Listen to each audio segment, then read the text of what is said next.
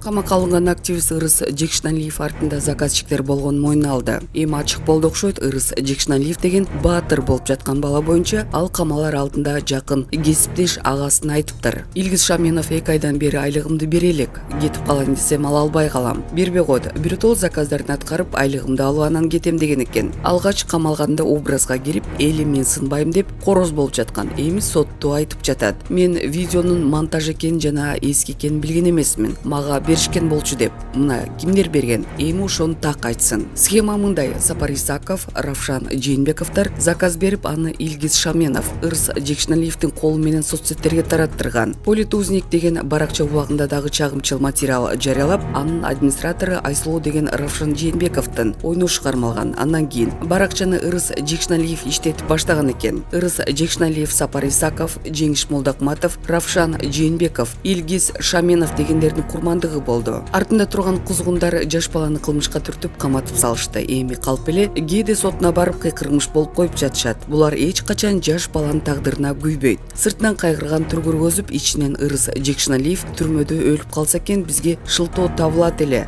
деп тилешет. Бул жашыруун эмес. Ырыс Жекшеналиев эми акылына келип, кимдин ким экенин түшүнөт бекен. Же чычка кадатынча мен сынбайм, мен саясатчымын деп оолга өрөбү. Акылына келбесе өзүнүн шору. Ырыс сыяктуу жаштар кузгундардын торунан абайлагыла.